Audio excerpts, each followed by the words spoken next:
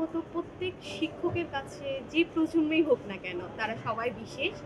তবে যদি একদম আলাদা করে জেনজি বা জুমার জেনারেশনের কথা বলি, তারা একটু ভিন্ন এই অর্থে যে তাদের বেড়ে ওঠাটা একদম প্রযুক্তির মধ্য দিয়ে। তারা প্রযুক্তির হাত ধরে বেড়ে উঠছে।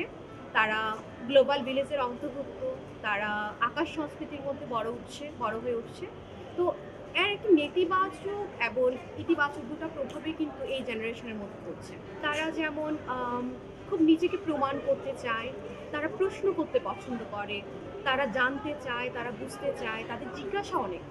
এটা লক্ষ্য করা যায় এই জেনারেশনের মধ্যে।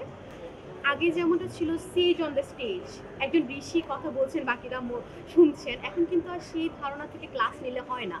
এখন বরঞ্চ সেজ অন দ্য স্টেজ থেকে গাইড অন দ্য সাইড, তাদের হয়ে তাদের মতো করে চিন্তা করে তাদেরকে পাঠদান করাটা আমার কাছে মনে হয় অনেক বেশি কার্যকরী, ইফেক্টিভ। কারণ তারা নিজেরাও বলতে চায়, তারা নিজেরাও তাদের মত প্রকাশ করতে চায়।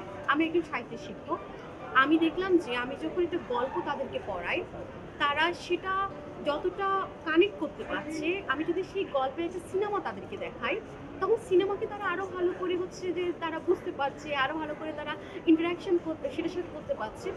আমার কাছে মনে হয় যে আমাদের যে সনাতন পদ্ধতি আছে ক্লাস নেওয়ার, সেটার পাশাপাশি যদি আমরা ডিজিটাল টুলসগুলোকে ব্যবহার করি, সেটা তাদের জন্য অনেক ভালো কার্যকরী হয়। আপাতমস্তক ইন্টারেক্টিভ ক্লাস তারা পছন্দ করে।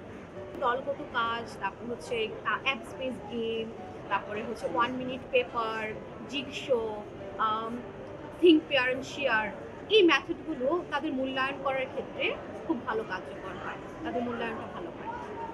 আমরা প্রতিনিয়ত শিখছি, শিক্ষকদের উন্নতিকরণের জন্য যে তারা যে বিভিন্ন যে পদক্ষেপগুলো নিচ্ছে, সেটার জন্য আমি তাদেরকে আন্তরিকভাবে সাধুবাদ জানাচ্ছি।